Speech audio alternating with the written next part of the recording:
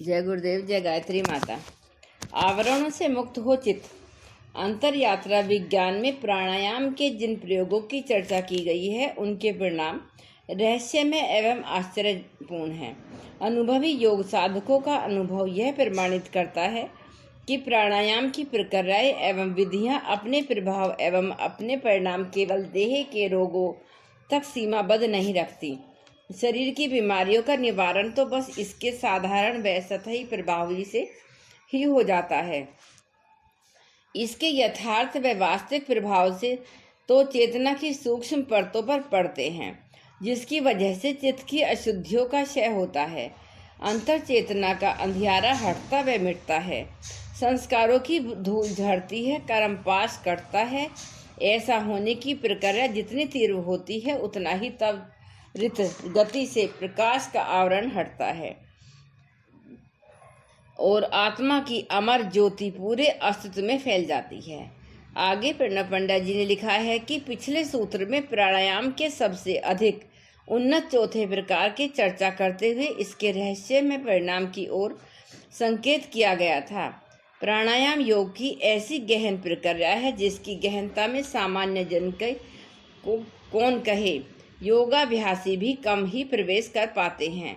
दरअसल इस सच की ओर कम ही लोगों का ध्यान आ पाता है। प्राणायाम अपनी प्रक्रिया, प्रभाव एवं परिणाम में सतत विकसित होते जाने वाली प्रयोग विधि है।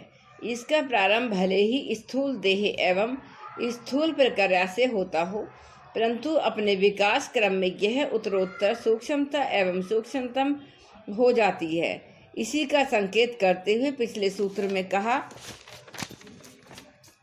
गया था कि बाहर एवं भीतर के विषयों का त्याग कर देने से अपने आप होने वाला चौथा प्राणायाम है। प्राणायाम का यह चौथा प्रकार आंतरिक व मानसिक है। इसके प्रभाव की चर्चा महर्षि पतंजलि ने अपने अगले योग सूत्र में की है। फिर उस आवरण का विसर्जन हो जाता है जो प्रकाश को ढके हुए है। महर्षि पतंजलि का यह सूत्र योग साधना के कई आयामों को स्वयं में समेटे है। यह सूत्र इस सच को भली प्रकार सुस्पष्ट करता है कि मनुष्य की आत्मा का प्रकाश कर्म जनित संस्कारों के आवरण से ढका हुआ है। ये आवरण हटे तो जीवन प्रकाशित हो, आत्मा की ईश्वरीय महिमा प्रकट हो। आवरण न हटने की स्थिति में मानव जीवन अंधेरों से घिरा है। जीवन की ये दोनों स्थितियां एक दूसरे के विपरीत है। यही वजह है कि जब मानव जीवन की चर्चा होती है तो दो विपरीत तरह की बातें कही और की जाती हैं। इन्हें सुनने वाला आम जन यही सोचेगा कि इनमें से सच तो कोई एक ही बात होगी। भला दोनों बातें किस तरह सही व सच हो सकती हैं? लेकिन जो तत्ववेत्ता हैं, जो मनुष्य के जीवन के समग्र सत्य व तत्व को जानते हैं, उनका कहना है कि दोनों की चीजें सच हैं, पर अलग अलग अवस्थाओं में। मनोविज्ञान की दुनिया में प्रख्यात C.S. लेविस का कहना है कि मनुष्य उखड़ा जा रहा है। ऐसे ही ख्यातिनामा मनोविज्ञानी B.F. स्किनर का कथन है, अच्छा छुटकारा है। जबकि साहित्यकार शेक्सपियर का हैमलेट मनुष्य के बारे में कहता है, कितना ईश्वर जैसा है। इसके विपरीत पावलोव मनुष्य के व्यवहार की तुलना कुत्ते से करता हुआ प्रकरणांतर में यह सिद्ध करता है कि देखो मनुष्य कितना कुत्ते जैसा है। ये दोनों ही बातें एक दूसरे को पूरी तरह से विरोधी हैं, लेकिन जो समझदार है उन जिन्हें तत्व को की सत्य की समझ है, वे कहते हैं कि ये दोनों ही बातें सच हैं। यदि मनुष्य का चित्त चिंतन एवं चेतना आवरणों से घिरी है तो उसकी स्थिति कुत्ते जैसी नहीं बल्कि कुत्ते से भी बदतर है। और यदि मनुष्य का चित्त चिंतन एवं चेतना आवरणों से मुक्त है तो वह ईश्वरीय है, बल्कि ईश्वर से भी ज़्यादा महिमावान है। बात आवरण के होने और न होने की है। महर्षि पतंजलि का योग शास्त्र कहता है कि प्राणायाम की विधियों के सम्यक प्रयोग से ये आवरण हटाए जा सकते हैं। प्राणायाम की प्रक्रिया अपने प्रारंभिक दौर में स्थूल शरीर में प्रभावित होने वाले प्राण के प्रवाह को नियमित, नियंत्रित एवं सुव्यवस्थित करती है। इसी के साथ प्राण परिशोधित एवं ऊर्ध्वगामी एवं अंतर्गामी होने लगता है। प्राणायाम प्रक्रिया के विकसित एवं परिपक्व होने के साथ प्राण प्रवाह भी अधिक परिशोधित एवं ऊर्ध्वगामी एवं अंतर्गामी होता जाता है। जब इसके प्रभाव की परिधि केवल देह की बीमारियों एवं मन के विचारों की उलटफेर तक सीमित नहीं रहती, इसके प्रभाव का दायरा चित्त के कर्म बीज एवं उसके संस्कारों तक व्यापक होता जाता है। तब इसकी अंतर्गामी एवं ऊर्ध्वगामी ऊर्जा चित्त के आवरणों का भेदन उच्छेदन करती है। इस प्रक्रिया में जैसे जैसे चित्त के आवरण हटते जाते हैं, वैसे वैसे आत्मा का प्रकाश अस्तित्व में छाता चला जाता है। चिंतन एवं चेतना में ज्ञान के नए नए आयाम प्रकट होते जाते हैं, जिसे प्रायः उनके सभी जीवनी लेखकों ने अपने अपने शब्दों में निरूपित किया है। घटना प्रसंग उस समय का है जब श्री अरविंद बड़ौदा के महाराजा गायकवाड़ के कॉलेज आचार्य होने के साथ उनके निजी सचिव थे। उन दिनों उनकी महाराष्ट्रीयन योगी विष्णु भास्कर लेले से मुलाकात हो चुकी थी। उनका अधिकतर समय अध्ययन, लेखन व साधना में व्यतीत होता था। बड़ौदा निवास की इस अवधि में उन्होंने प्राणायाम का नियमित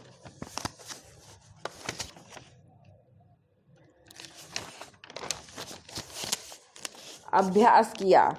वह दीर्घ काल तक सुव्यवस्थित एवं नियमित तौर पर प्राणायाम करते रहे। इसके प्रभाव एवं परिणाम बताते हुए उन्होंने लिखा कि ऐसा करते हुए दीर्घ अवधि तक स्थिति जिसकी तस बनी रही, लेकिन बाद में अचानक मेरे अस्तित्व में प्रकाश की धाराएं उमड़ पड़ी। पहले के समय में मुझे कविता की पंक्तियों के बारे में काफ़ी सोच विचार करना पड़ता था, लेकिन प्राणायाम के दीर्घ अभ्यास के बाद स्थितियां बदल गईं। अब तो कविता स्वतः अवतरित होने लगी। कुछ ऐसा हुआ कि बस मैं इस अवतरण का माध्यम बन गया। इसके बाद उन्होंने और भी अनेकों परिवर्तन अनुभव किए। इन परिवर्तनों की अनुभूति दूसरे भी कर सकते हैं।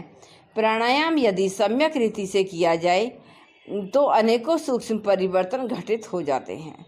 यहाँ तक कि यदि अभ्यास दीर्घ अवधि तक रहे तो समूचा जीवन ही रूपांतरित होने लगता है। आवरण क्षीण होने के क्रम में मनुष्य की महिमा स्वतः ही प्रकट होने लगती है। उसकी ईश्वरीय झलक उसके चरित्र, चिंतन एवं व्यवहार में झलकने लगती है। तब वह उपनिषद के शब्दों में अमृत की संतान बन जाता है। उसकी ईश्वरीय विभूतियाँ जीवन में प्रकट हो जाती हैं। जय गुरुदेव, जय गायत्री माता। तब मन धारण की योग्यता पा लेता है। अंतर यात्रा विज्ञान में कही गई प्राणायाम की प्रयोग विधि रहस्यमय होने के साथ बहुआयामी भी है। इसके परिणाम देह में स्वास्थ्य का सकारात्मक परिवर्तन करने के साथ चित्त, चिंतन एवं चेतना में अचरज भरा रूपांतरण करते हैं। यह प्रक्रिया यदि निरंतर जारी रहे तो तमस एवं रजस की अनेकों परतें टूटती हैं। इसी के साथ अस्तित्व में सात्विकता का संचार होता है। व्यक्तित्व में जितनी भी विसंगतियाँ एवं विकृतियाँ होती हैं, उन सभी के मूल कारण इन्हीं तमस व रजस की परतों में छिपे हैं। सात्विकता प्रकाश का पर्याय एवं परिचय है। इसके विपरीत तमस अंधियारे का घोतक है। रजस की अवस्था बीच की है। इसमें अंधियारा गाढ़ा व घना तो नहीं होता, परंतु प्रकाश भी नहीं होता। चित्त, चिंतन एवं चेतना में निषेधात्मक कर्मों, भावों एवं विचारों की जितनी गहरी परतें चढ़ती जाती हैं, सात्विकता क्षीण होती जाती है और अंधियारे का आवरण गहरा व घना होता जाता है। प्राणायाम की प्रक्रिया से यह आवरण देह, प्राण एवं मन से क्रमिक रूप से हटता मिटता जाता है। इसी क्रम से इसके परिणाम भी जीवन में उभरते हैं। जिन्होंने सही व सम्यक विधि से प्राणायाम शुरू किया, उसे अपने जीवन में सबसे पहले स्वास्थ्य का वरदान प्राप्त होता है। उसकी देह अपेक्षाकृत अधिक स्वस्थ एवं कांति युक्त हो जाती है। शरीर के सभी अंग अवयव सही व सुचारू रूप से काम करने लगते हैं। प्राणायाम यदि सही व सम्यक ढंग से नियमित व दीर्घ काल तक किया जाता रहे तो न केवल परिस्थिति जन्य रोग ठीक होते हैं बल्कि जटिल कठिन प्रारब्ध जन्य रोग भी ठीक होने लगता है। दूसरे क्रम में इसके परिणाम प्राण के तल पर साहस शौर्य आदि के रूप में उभरने लगते हैं। यह प्रयास यदि गहरा होता जाता है तो स्वतः ही व्यक्ति व व्यक्तित्व में सद्भाव एवं सद्विचारों का विकास होता है, जो क्रमिक रूप से सद्ज्ञान व सद्विवेक के रूप में प्रकट होता है। प्राणायाम की दीर्घता एवं सूक्ष्मता प्राप्त होने पर एक अवस्था ऐसी भी आती है जब तमस व रजस के आवरण क्षीण हो जाते हैं और सात्विकता का प्रकाश और उसकी प्रभा पूरे व्यक्तित्व में छा जाती है। इसके प्रभाव की चर्चा महर्षि ने अपने अगले सूत्र में की है। तब मन धारणाओं के योग्य हो जाता है। महर्षि का यह सूत्र अपूर्व एवं अद्भुत होने के साथ कई सूक्ष्म सत्य स्वयं में संजोए है। धारण कुछ भी करना हो उसके लिए आवश्यक है पात्र का होना। पात्र न हो तो प्राप्ति से भी वंचित रहना पड़ता है। प्रकृति एवं परिस्थितियां देना चाहिए, अवसर भी सहज सुलभ हो जाए तो भी पात्र व पात्रता के बिना व्यक्ति को संचित ही होना पड़ता है, वंचित। इस दृष्टि से विचार किया जाए तो प्राणायाम के प्रयोग से योग साधक सुपात्र बनता है, उसकी पात्रता विकसित होती है। यही पात्रता उसे धारण के योग्य बनाती है। युग ऋषि परम पूज्य गुरुदेव अपनी आध्यात्मिक वार्ताओं में कहा करते थे कि प्रकृति पात्र को कभी वंचित नहीं करती है और कुपात्र को कभी कुछ मिलता नहीं। यदि संयोग वसात कुछ मिल भी जाए तो वह मिला हुआ टिकता नहीं। उनका कहना था कि कुछ लोग धारणा को एकाग्रता मान लेते हैं, पर ऐसा है नहीं। एकाग्र होने पर तो सिर्फ धारणा की झलक मिलती है। धारणा तो धारण करने की क्षमता है। कुछ वैसे ही जैसे कि विवाहित स्त्रियां गर्भ धारण करती हैं, उनके द्वारा यह गर्भ धारण करना उनके गर्भाशय के शुद्ध स्वस्थ होने की क्षमता पर निर्भर करता है। बस इसी तरह योग साधक के चित्त को भी शुद्ध एवं स्वस्थ होना चाहिए। चित्त में जब तमस एवं रजस की परतें टूटती हैं, जब कर्म संस्कार का व्यू टूटता है तो चित्त में एक रूपांतरण घटित हो जाता है। ऐसी स्थिति में चित्त की दशा उस गर्भ की भांति हो जाती है जो कि परमेश्वर का गर्भ धारण कर सके। तमस एवं रजस की अवस्था में यह संभव नहीं है। इसकी वजह यह है कि तमस में चित्त एवं चेतना में जड़ता व मूर्छा की स्थिति बनी रहती है। वह न तो स्वयं के प्रति सजग रहता है और न ही परिवेश व वातावरण के प्रति। ऐसी स्थिति में उसमें किसी भी सत्य या तथ्य को धारण करने की योग्यता नहीं रहती। रजस की अवस्था इससे भिन्न तो है, पर इस अवस्था में भी धारण संभव नहीं है। चित्त चिंता एवं चेतना में जब रजोगुण छाया रहता है तो वासनाएं, कामनाएं एवं लालसाएं पूरे अस्तित्व में हावी रहती हैं। संशय, संदेह एवं भ्रम का जाल भी रह रहकर कसता व जकड़ता है। ऐसी अवस्था में चित्त धारण तो करता है, पर निषेधात्मक एवं नकारात्मक सत्यों का प्रकाशित करने वाली बात उसे समझ में नहीं आती। एवं नकारात्मक सत्यों को प्रकाशित करने वाली बात उसे समझ में नहीं आती। सद्विवेक एवं सद्ज्ञान उसे आडंबर लगते हैं। सारा समय स्वार्थ व अहंकार पूरा करने के लिए सोचते व जुगत लगाते बीतता है। इस अवस्था में जागृति तो है, पर दिशा नहीं है। लेकिन जब प्राणायाम के प्रभाव से रजस व तमस की परतें टूटती हैं, तब स्थिति अवस्था में दशा में चमत्कारी परिवर्तन होते हैं। जड़ता टूटती है, साथ ही वासनाएं, कामनाएं व लालसाएं भी त्रोहित हो जाती हैं। सद्ज्ञान, सद्विवेक स्वतः ही जागृत हो उठते हैं। उच्च स्तरीय आध्यात्मिक जीवन के प्रति जिज्ञासा जगती है।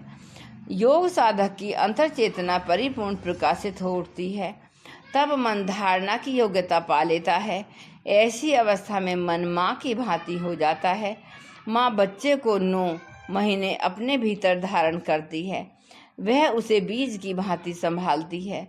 संभवतः इसलिए शास्त्रों में स्त्री को धरती भी कहा गया है।